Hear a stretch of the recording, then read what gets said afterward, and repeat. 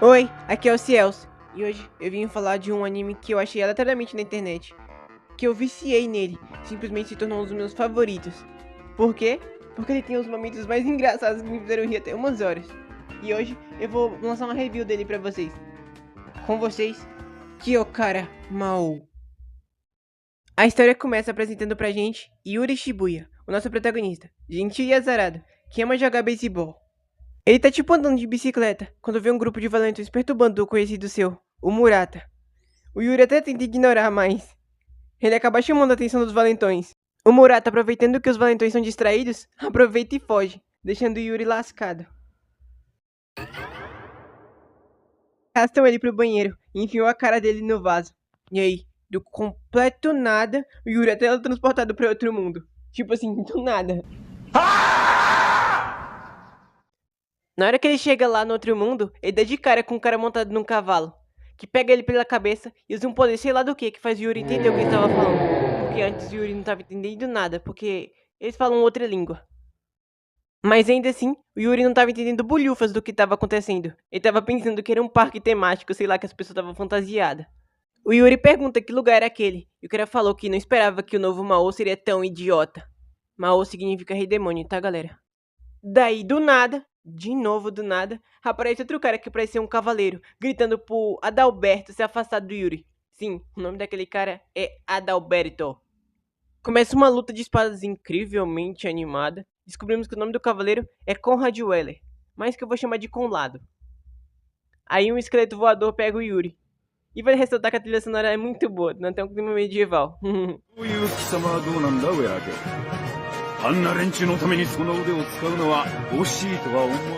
Depois de salvar ele do Adalberto, o Conrado leva ele até uma casinha, onde ele conhece o Gunter, que fala pro Yuri que ele não tá mais no Japão. Gunter explica pra ele que o espírito do rei original, ou a sua alma, acabou indo para na Terra, que por causa de uma emergência ele foi convocado para esse outro mundo, e que o objetivo central dele é destruir todos os humanos que se opõem ao reino, obtendo o verdadeiro poder do rei demônio. 人間我が国に敵対する全ての人間どもを滅ぼすのです。そのためにあなた様の魔王陛下のお力が必要なのです。今なんて言った？ Sim, Yuri e todos do reino são de uma raça diferente, chamada Mazoku, que literalmente significa raça dos demônios, sendo Yuri o 27º rei demônio do reino de Shimakoku. Essa raça utiliza um tipo de magia, o Majutsu, mas não são todos que nascem com essa mana, ou como é chamado no anime, Marioko. Conlado é uma dessas pessoas que não tem o Marioko. Daí, uma menina oferece água pra ele. E por que isso é importante? Bom, se eu for fazer review desse anime mais pra frente, isso vai ser muito importante. Então, grava essa informação aí. Mas por enquanto, é desnecessário. Depois, Yuri entra na capital e é aclamado pelo povo. Mas aí, do nada, de novo, o cavalo do Yuri dá uma pira e ele cai de cara no chão, na porta do castelo. E lá aparece o Grendel, que fica um pouco desconfiado. Na porta do castelo, também aparece um loirinho, o qual o Yuri acha ele muito bonito.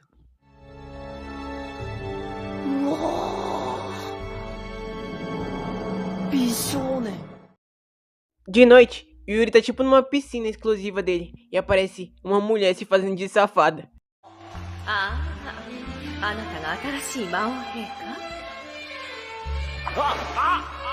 Yuri sai correndo desembestado. Calma, daqui a pouco eu falo quem essa mulher é. Depois disso, o Conlado diz que vai ter um jantarzão pro novo rei. Mas antes, o Gunter dá pro Yuri a nova roupa debaixo dele. Bom, e por que eu tô ressaltando isso? É porque é literalmente uma calcinha. O Gunter explica pro Yuri que essa é a vestimenta que os Mazokos usam por baixo. E ele também tem uma crise de taradice quando vê o Yuri vestindo a calcinha. Depois, no jantar, o Conlado conta que aquelas pessoas que Yuri viu na porta do castelo são irmãos dele. O mais velho, o Grendel, e o mais novo, o Wolfram, o loirinho. Todos eles claramente de pais diferentes. E a mãe, dos três, é aquela safada de antes, chamada Cecily, que foi a antecessora do Yuri.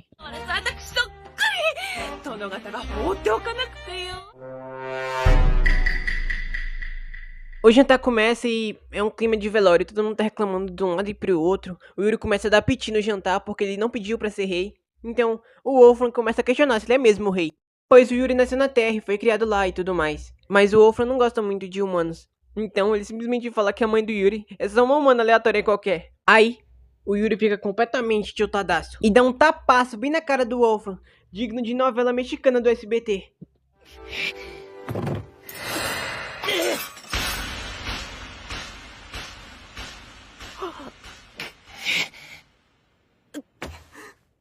Só que o que ele não sabia é que dar um tapa na cara de Mazoko é um Kyukon. O que significa isso?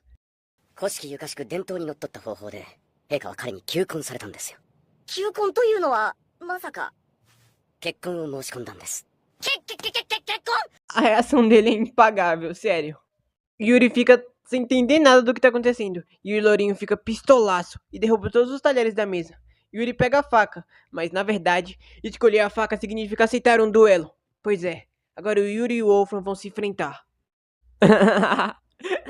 Que costumes estranhos. Se dar um tapa na cara de uma pessoa é pedir pra se casar, então pra namorar é o quê? Nem quero pensar. Depois disso, a gente descobre um detalhe muito importante, que foi o Conlado que deu o nome pro Yuri. Exatamente, ele já vinha conhecido a mãe do Yuri na Terra. No dia seguinte, o duelo tá prestes a começar, e como o Yuri aceitou o duelo, é ele quem vai escolher como é que vai ser a luta. お前が僕に打ち据えられて、泣きながら許しを請う姿を想像してみた。そう考えると待ち時間も楽しいものだな。 E ele escolhe uma luta de sumo, e tira a camisa, e fala pro Loirinho com o vestido tirando também, mas o Loirinho fica com vergonha.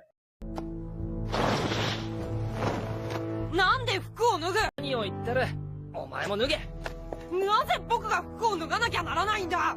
相撲は裸がユニフォームだからな。 Então a luta vai ser com ele vestido mesmo. A luta começa, o Yuri parte pra cima do Loirinho, derruba ele. Só que o Loirinho é muito mal perdedor, então ele apela pra espada. Então o Conlado joga uma espada pro Yuri também. どうした？恐怖で顔が引きつってるぞ。 E o Yuri, com as artes do beisebol, consegue desarmar o Loirinho.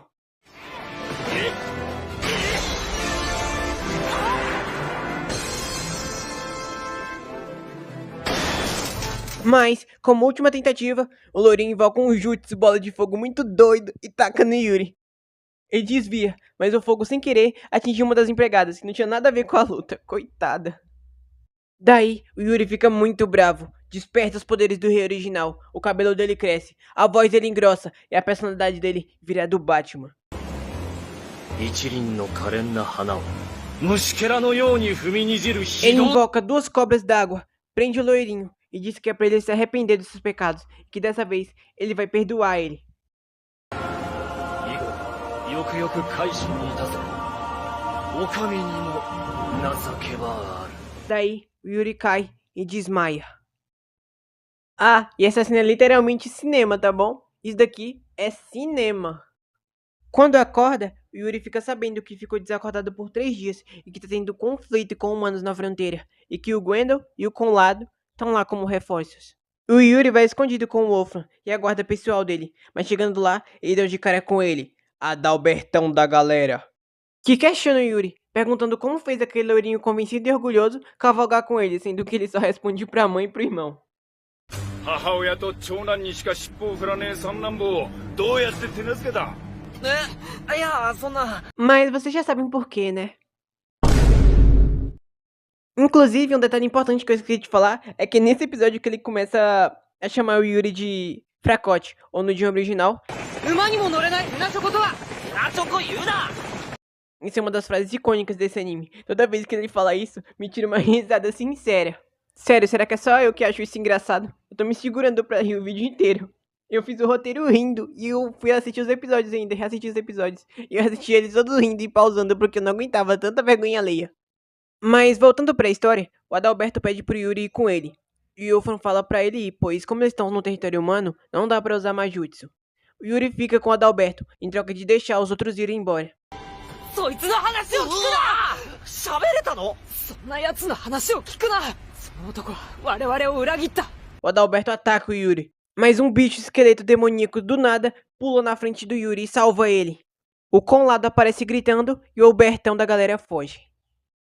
Pausa pra esse momento do Yuri fazendo uma cova pro bicho esqueleto e fazendo o maior drama, sendo que é só montar o bicho de novo que ele vai ficar bem.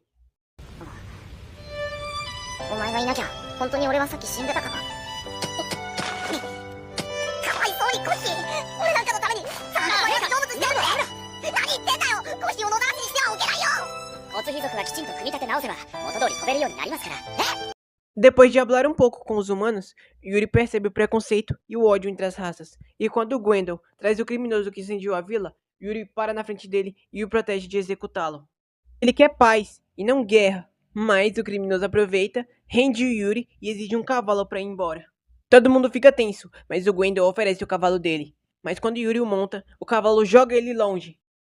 E ele cai nos braços do Gwendol. E uma criança aleatória simplesmente sai do nada e derruba o criminoso, rendendo ele. Depois rola uma cena muito emocionante do Yuri falando com a criança falando que o Yuri agora é o rei e que ele vai proteger todo mundo. Yuri concorda, e ele invoca uma chuva e acaba com o fogo da cidade.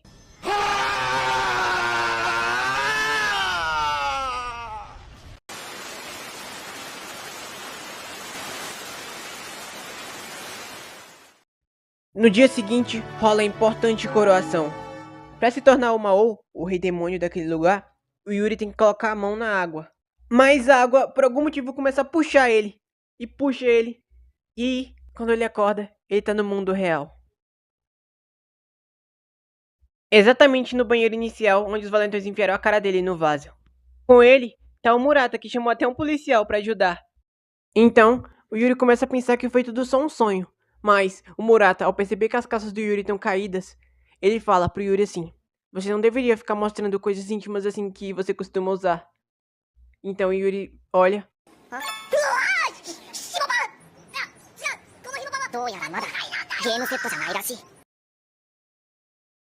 E aí, você curtiu essa história louca?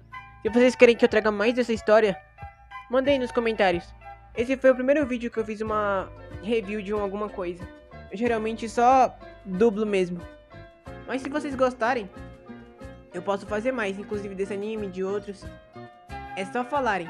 Eu tô sempre à disposição. Então é isso. Por hoje é só. Até mais. Fui.